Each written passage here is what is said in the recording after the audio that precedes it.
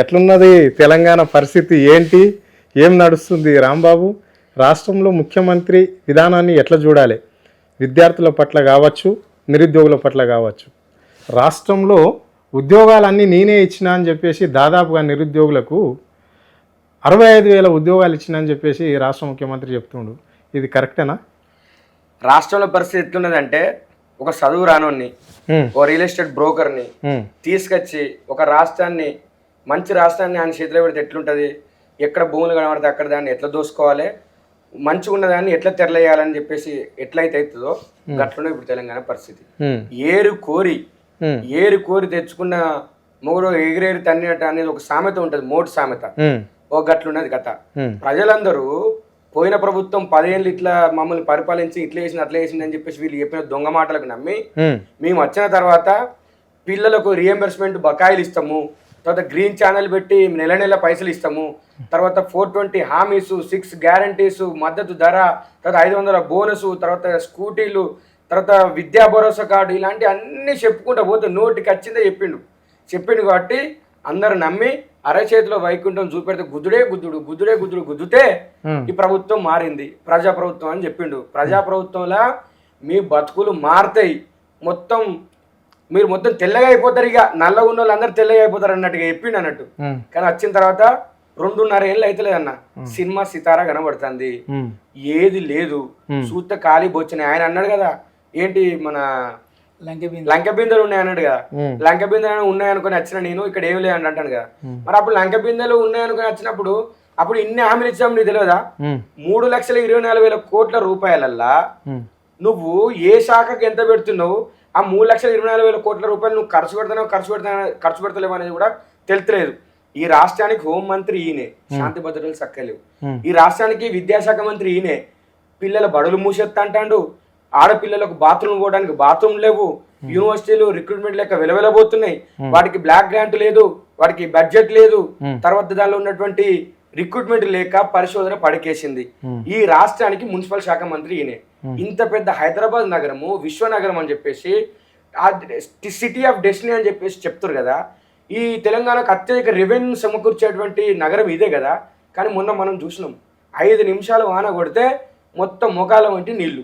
హైడ్రా తీసుకొచ్చిండు. హైడ్రా దేని తీసుకొచ్చిండు? ప్రకృతి విపత్తుల నివారణ కోసం తీసుకొని వచ్చిండు. మొత్తం అన్నిటికీ చెర్లకు అడ్డంగా ఉన్నాయి, నదులకు అడ్డంగా ఉన్నాయి, కాలువలకు అడ్డంగా ఉన్నాయి, అన్ని కూలగొట్టినాం. పేదోళ్ళు కాదు, ఎవరైనా కూలగొడతాం, ఎవ్వరు మా ముంగట ఎవ్వరు కాదు, అందరు సమానం అని చెప్పిండు. ఇట్లా అన్ని కూలగొడితే ఎందుకు ఈ వరద వచ్చింది? మరి 5 నిమిషాలను ఎందుకు మునిగుర్రు? హిట్లర్ అని చెప్తున్నాడు. ఆయన గదే 3 ఫీట్లు ఉంటాడు, ఈయన గదే 3 ఫీట్లు ఉన్నాడు కాబట్టి హిట్లర్ అని చెప్పుకున్నాడు. లాస్ట్ హిట్లర్కి ఏదైతే గతి పట్టిందో ఈయన గదే గతి పట్టేట్టున్నది. తెలంగాణ రాష్ట్రంలో ఛాయస్ వస్తే ఈయన చెప్పుకుంటాడు కదా, సభలలోకి పోయి మేము మొత్తం 100 సీట్లు కొడతాం, మేము అన్నిటినీ ఖతం చేసేస్తాము అని చెప్తున్నాడు కదా. నీకు దమ్ము ధైర్యం ఉంటే, నీకు నీ రాజకీయ మనుగడ మీద గనక నీకు ఒకవేళ కనుక స్పష్టమైన అవగాహన ఉంటే, నేను మళ్ళీ ముఖ్యమంత్రి అవుతా అని చెప్పేసి నీకు గనక భరోసా ఉంటే ఏబీపీ సవాలు విసురుతుంది. నీకు దమ్ముంటే నువ్వు ఇప్పుడే రాజీనామా చేసి ఎన్నికలకు పో. నీ కథ ఏందో తెలంగాణ ప్రజలు తేలుస్తారు. మీరు చేయమంటే చేయాలా రాజీనామా? మీకు ఏం తక్కువ చేస్తున్నాడని చేస్తాడు ఆయన. కానీ ఆయన వచ్చి బయటికి సవాలు విసురుతాడు కదా. మరి ఆ సవాలు విసురుతున్నావు కాబట్టి నిరూపించుకో అని చెప్పేసి విద్యార్థులు అడుగుతున్నావు, నిరుద్యోగులు అడుగుతున్నారు, లాస్ట్కు రైతులు కూడా అడిగే పరిస్థితి. కుప్పలకు అడిగిపోతే చెప్తారు, వడ్ల కుప్పలకు అడిగిపోతే. అట్లా ఇప్పుడు ఈ తెలంగాణ రాష్ట్రం లోపల మీరు ఈ విద్యాశాఖ మంత్రి ఎట్లుండంటే ప్రైవేట్ కార్పొరేట్ మాఫియాకి ఒక బ్రాండ్ అంబాసిడర్ లెక్క పనిచేస్తున్నాడు. ఈ విషయాన్ని ఎందుకు నేను నిర్ద్వందంగా చెప్తున్నా అంటే, ప్రైవేట్ స్కూళ్ళకు పోయి మేము మా పాఠశాలలో 1,50,000 రూపాయలు ఒక్కొక్క విద్యార్థులు పెడుతున్నాము, మీరు అందరూ కూడా మంచి పని చేస్తున్నారు, సామాజిక సేవ చేస్తున్నారు, 50,000 తీసుకుంటున్నారు, మీరు 50,000 తీసుకుంటున్నారు, అయినా కానీ మంచి విద్యను అందిస్తున్నారని చెప్తున్నాడు. సిగ్గులేనుడు విద్యాశాఖ మంత్రి గిట్లా పోయి అక్కడ పోయి చెప్పిన తర్వాత గవర్నమెంట్ స్కూల్లో లెవెల్ చేస్తారన్న. మొన్న పోయి కర్ణాటకలో ఏం చెప్తున్నాడు? సిగ్గు లేకుండా అక్కడికి పోయి మా యొక్క రాష్ట్రంలో 12,000 పాఠశాలలు ప్రైవేట్ ఉన్నాయి, కంతలో 18 లక్షల మంది విద్యార్థులు చదువుకుంటున్నారు. మా రాష్ట్రంలో 30,000 ప్రభుత్వ పాఠశాలలు ఉన్నాయి, కానీ మా యొక్క ప్రభుత్వ పాఠశాలలో 15,000 మంది మాత్రమే చదువుతున్నారని చెప్తున్నాడు.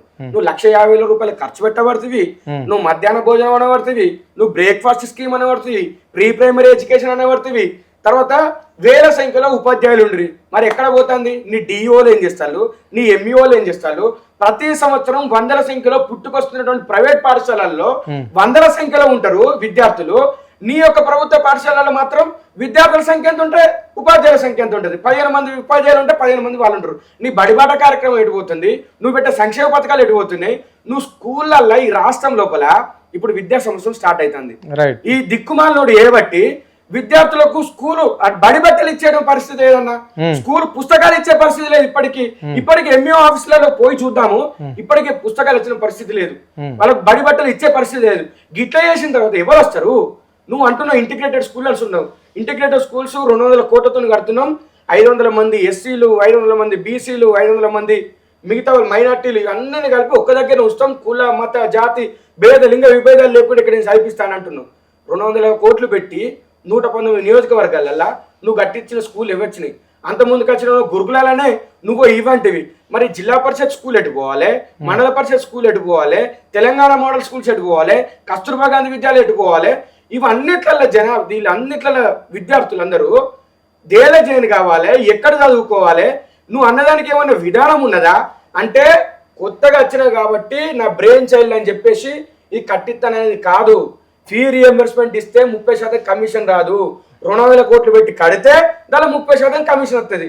నేను అంటలేని ఇది, వాళ్ళ ఎమ్మెల్యేలు, వాళ్ళ ఎంపీలు, వాళ్ళ మంత్రులే అంటున్నారు. ఆ విధంగా ఈ రాష్ట్రం లోపల అయింది. ఇంకా ఈ తగులుబాజు ఏమంటున్నాయంటే పిల్లలు జాయిన్ అయితే లేరు మాదన్లా, కాబట్టి 27,000 పాఠశాలల్ని 4,000 పాఠశాలకే నేను తీసుకొస్తా అంటాను. కుదిస్తామని చెప్తాను. రేషనలైజేషన్ చేస్తాడట.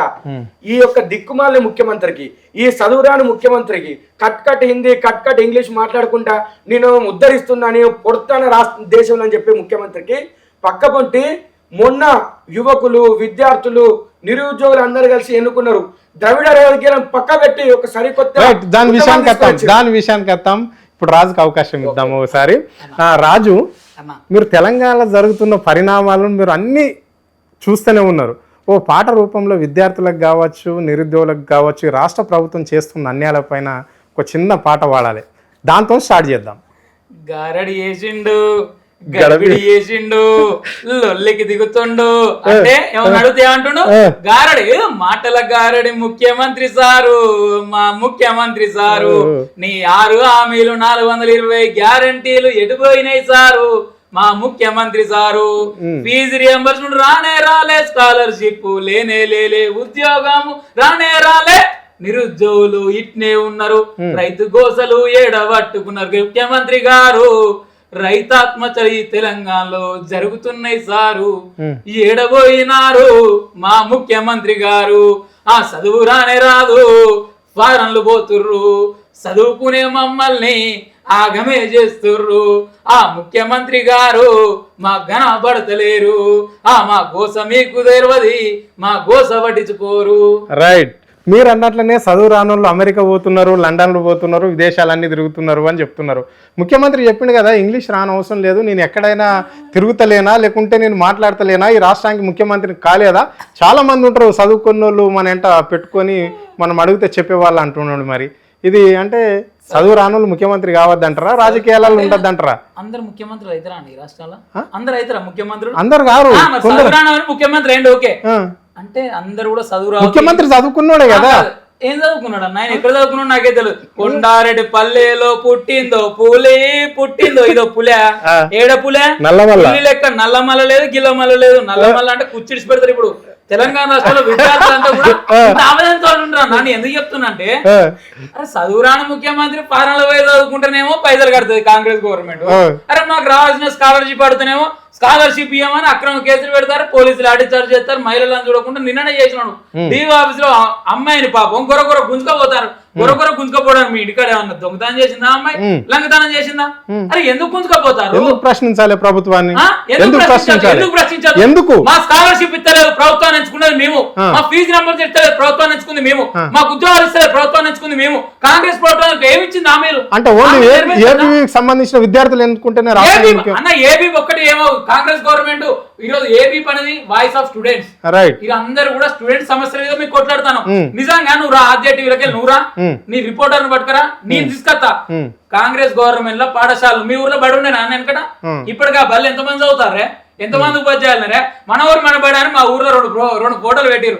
ఫోటోలు పెడితే పోరగాళ్ళు అందరు పెట్టారు, ప్రైవేట్ బడుగు పోరగాళ్ళు వాళ్ళందరూ కూడా ప్రైవేట్ మీరు ప్రభుత్వ బడికి రావాలి, ప్రభుత్వ బడికి రావాలంటే సార్ మాకు మూత్రం వేయడానికి ఏదైతే మూత్రశాలలో బాగాలేవు కదా సార్, మీరేమో ఇంగ్లీష్ విద్య అంటారు. మీరు నిజంగా కూడా ప్రభుత్వ పాఠశాలలో బిఈడి డిఎస్సి మంచి క్వాలిఫికేషన్ అయిన ఉపాధ్యాయులు మనం ఒప్పుకోవాలి కానీ ప్రైవేట్ మాఫియాల మొత్తం కూడా పీజీ ఫెయిల్ అయినోడు, డిగ్రీ పాస్ అయినోడు వాళ్ళంతా కూడా చదువు చెప్పడానికి ఉన్నారు. నిజంగా వీళ్ళని యూటిలైజేషన్ చేసుకునే ప్రాబ్లం ఎక్కడ వస్తుందన్న గవర్నమెంట్ ఉండనా అద్దా. ఈ ఇంటిగ్రేటెడ్ స్కూల్ ఎందుకు, తెలంగాణ మోడల్ స్కూల్ ఎందుకు, రేషనలైజేషన్ ఎందుకు? నీకున్న ఊరు కన్న తల్లితో సమానం, ఉన్న బడి కన్న తల్లితో సమానం. ఉన్న ఊర్లో ఉన్న బడిని డెవలప్మెంట్ చేస్తే సరిపోదు, అవునా కదా అన్న? ఒకసారి ఆలోచించు. వెనకట ఎర్రగుర్రం ఎక్కిండు అని మనం అనుకునేది. నీ ఉన్న ఊర్లో నువ్వే చక్కగా చూస్తే ఉన్న ఊర్లో బార్లు పెట్టబడితే, వైన్ షాపులు పెట్టబడితే, టెండర్లు వేయబడితే, మరి చదువుకునేపోవడంతా బారుగు అలవాటు చేయబడితే, బీరుకు అలవాటు చేయబడితే, చదువు దూరం చేయబడితే అని మేము ఎందుకు చదువు దూరం కావాలన్నా? ఫీజు రియంబర్స్మెంట్ ఇస్తలేడు కాబట్టి మీకు కూలినాలు పనిచేసి బతుకుతాను. ఇప్పటికి కూడా తెలంగాణ రాష్ట్రంలో యువకులందరూ ఒకసారి అడుగురి, అరే నువ్వు ఎందుకు చదువు దూరం అంటే చదివేటోళ్ళకు చదువు అందుతూనే ఉన్నది.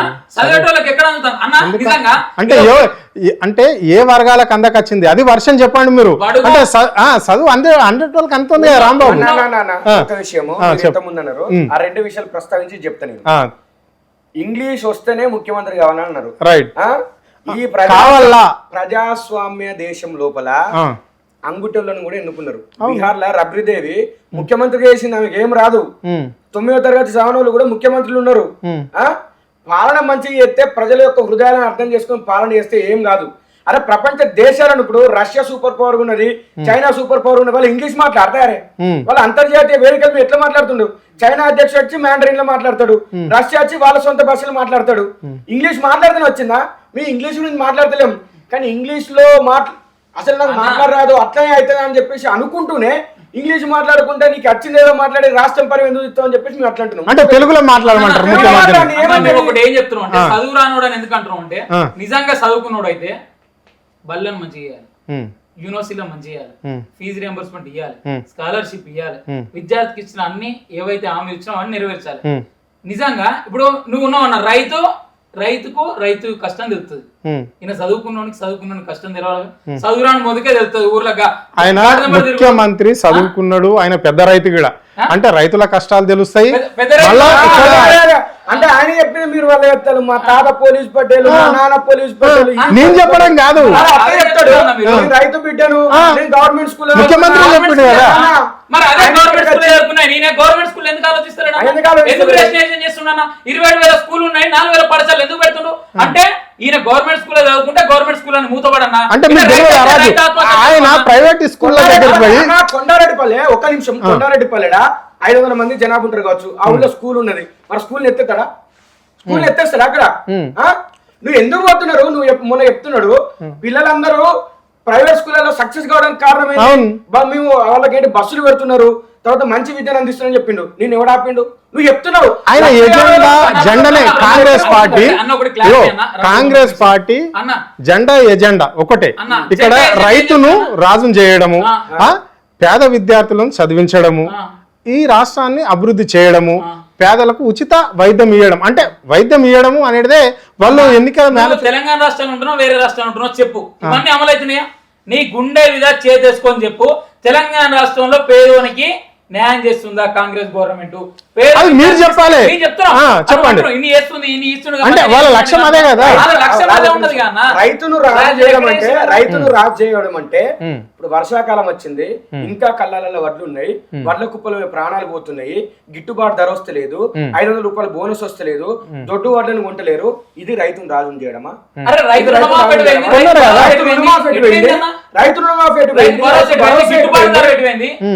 ఆల్రెడీ కొంటున్నారు కదా, చివరి గింజ వరకు తడిసిన. ఇగో రాష్ట్ర ముఖ్యమంత్రి మొన్న చెప్పిండు కదా, వర్షాలు తడుస్తున్నాయి వడ్లు. చూపెడతారా మీరు? చూపెడతారా? ఇప్పటికి వడ్లు కొనుగోలు కాలే, మా ఊరుకు రండి, మా ఎమ్మెల్యే గారు నెంబర్ ఇస్తా, ఇదే కల్లాల పొండి, ఇదే రోడ్ల పొండి, ఇప్పటికి కూడా వరి ధాన్యాలు ఉన్నాయి. సవాళ్ళు విసురుతున్నా. ఆద్య టీవీ నుండి కాంగ్రెస్ గవర్నమెంట్ ఎమ్మెల్యే ఉన్నా మా కవ్వంపల్లి సత్యనారాయణ మానకొండ నియోజకవర్గంలో ఎన్ని వడ్ల అమ్ముడు అయినా చూద్దాం మనం ఎంతమంది ఆత్మహత్యలు చేసుకున్నారు చూద్దాం ఇంతవరకు కాంగ్రెస్ గవర్నమెంట్ బాగా చేస్తుంది కానీ నువ్వు అంటున్నావు రోడ్ల పక్కన వడ్లు పోసుకుంటే వాహనాలు అట్లా ప్రమాదానికి గురైతే రైతుల మీద కేసులు పెట్టే పరిస్థితి వచ్చింది. రోడ్ల మీద ఎందుకు వర్షాలు వస్తున్నాయి కాబట్టి రోడ్ల మీద ఎలా పోసుకుంటున్నారు, ఆ కళ్ళ మొత్తం నడిచిపోతాయి కాబట్టి. ఈ యొక్క తెలంగాణలో రేవంత్ రెడ్డి యొక్క పాలనలో రైతుల పరిస్థితి అది. విద్యార్థుల దగ్గరికి వస్తే రీఎంబర్స్మెంట్ పాపం అన్న 2008 సంవత్సరంలో స్వర్గీయ వైఎస్ రాజశేఖర రెడ్డి గారు పేద పిల్లలు చదువుకోవాలని చెప్పేసి మాలాంటి విద్యార్థి సంఘాలు ఆర్ కృష్ణయ్య లాంటి వాళ్ళు, మందకృష్ణ లాంటి వాళ్ళు పోరాటాలు చేస్తే పేద విద్యార్థులకు లాయర్లు కావాలి, వాళ్ళు డాక్టర్లు కావాలి, ఇంజనీర్లు కావాలని చెప్పేసి ₹1 కూడా మీరు కట్టనవసరం లేదు, ప్రభుత్వం కడతానని చెప్తే వేల మంది ఇంజనీర్ల ఇల్లు, డాక్టర్ల ఇల్లు, లాయర్ల ఇల్లు విదేశాలలో ఉండి ఈ దేశానికి విదేశీ మారద్రవ్య నిల్వలు పెంచుతున్నారు. ఈ దేశంలో ఉన్నటువంటి కుటుంబాలను వాళ్ళ ఒక కుటుంబాలను అప్లిఫ్ట్ చేసారు. ఈ దేశ ఆర్థిక వ్యవస్థలో వాళ్ళ భాగస్వామ్యం కూడా ఉన్నది. రీఎంబర్స్మెంట్ ఆ విధంగా పేదల బతుకుల్లో వెలుగులు నింపింది. కానీ తెలంగాణ వచ్చిన తర్వాత ఈయన ప్రభుత్వం వచ్చిన తర్వాత 11,000 కోట్ల రూపాయల బకాయిలు ఉన్నాయి. గత ప్రభుత్వం చేయలేని నువ్వు చెప్పినావు, ప్రచారంలో ఏమని చెప్పినావు, మేము బకాయిలు రిలీజ్ చేస్తాము, పేద పిల్లలు చదువుకోవడం ఈయనకి ఇష్టం లేదని చెప్పినావు. మీరు నమ్మినాం, ఓట్లేసారు, 2 లక్షల ఉద్యోగాలు ఇస్తామని చెప్పినావు, నమ్మినాం, ఓట్లేసాం. కానీ వచ్చిన తర్వాత ₹1 విధించలేదు. నువ్వు 60-70 కోట్ల రూపాయలు పెట్టుకొని హార్వర్డ్ పోవడానికి పైసలు ఉంటాయి. ఎస్టీ విద్యార్థులకు కేంద్ర ప్రభుత్వముకు మ్యాచింగ్ గ్రాంట్ 40% కట్టలేక 60-70 కోట్ల రూపాయలు కట్టకపోతే వాళ్ళకు వచ్చినటువంటి పైసలు 205 కోట్ల రూపాయలు తిరిగిపోయినాయి. నువ్వు కట్టుకోవడానికి అక్కడికి పోవచ్చు. అది మొన్న చెప్పుకున్నాడు, ఏంది నన్ను మొత్తం అందరిని సెలెక్ట్ చేసి తీసుకొని వచ్చిరని చెప్పి. పైసలు కట్టుకుంటే వచ్చేది, నేను కట్టుకున్న పోతావు, నువ్వు కట్టుకున్న పోతావు, తమ్ముడు కట్టుకున్న పోతారన్నా. అలాంటి దాన్ని నువ్వు పైసలు కట్టుకొని పోతావు. పేద పిల్లలు వేల మంది చదువుకున్న 60-70 కోట్ల రూపాయలు ఇస్తే, కానీ అలాంటి కట్టకుండా వాళ్ళకు విద్యను దూరం చేసేటువంటి పథకాలు నువ్వు ఎందుకు అంటే కుట్ర చేస్తున్నాడంటే, పేద పిల్లలు చదువుకుంటే క్వశ్చన్ చేస్తారు. పేద పిల్లలు చదువుకుంటే మా తులం బంగారం ఎదురపై మా యొక్క స్కూటీ లేదు, రైతు భరోసా ఏది, తర్వాత మాకు వచ్చే స్కాలర్షిప్ లేదు. పేద పిల్లలు అంటే ఎవరు? ఈ రాష్ట్రంలో చదువుకోవడానికి బడుగు బలైన వర్గాల ఎవరైతే బడుగు బలైన వారు దారిద్ర దిగువ నుండి చదువుకోవడానికి కూడా పైసలు వెచ్చించిన వాళ్ళు, పూట గడవని స్థితిలో ఉన్నటువంటి వాళ్ళు, ఇల్లు లేనటువంటి పేదలు ఈ రాష్ట్రంలో ఉన్న తెలంగాణ రాష్ట్రంలో. ధనిక రాష్ట్రము 3,24,000 కోట్ల రూపాయల బడ్జెట్ ఉన్నటువంటి తెలంగాణ రాష్ట్రంలో ఉన్నారు. మరి నేను చెప్తాను కదా, నేను మారుమూల పల్లెలో పుట్టిన, నేను మొత్తం నాకు తెలంగాణ మొత్తం ఆత్మ మొత్తం తెలుసు అని చెప్తున్నాడు కదా. ఈయన జూబ్లీ హిల్స్ లో ఉండి ఇక్కడ మొత్తం వివరాలు చక్కబెట్టుకుంటా రియల్ ఎస్టేట్ మాఫియా చేసి ఫ్లాట్లు చేసుకొని అమ్ముకొని ఉన్నాడు. పాపం కొండారెడ్డి పల్లె ఊర్లకు ఈయన పుట్టినప్పుడు తెలుసుకోవచ్చు, కానీ ఈయన పెరిగిన తర్వాత తెలియదు. ఆ కొడంగల్ నియోజకవర్గ ప్రజలకు ఈ మూర్ఖుని గురించి, దరిద్రుని గురించి, ఈ దగులు పార్టీ గురించి తెలియదు. పాపం వాళ్ళు గెలిపించి మన మీదకి వదిలిర్రు, మనకు నాశనం పట్టుకున్నాడు. ఒక బఫూన్ లెక్క పాలన చేస్తున్నాడు, ఒక హిట్లర్ మనస్తత్వంతో పాలన చేస్తున్నాడు. ఈ యొక్క తెలంగాణని మొత్తం సర్వనాశనం చేస్తున్నాడు రేవంత్ రెడ్డి.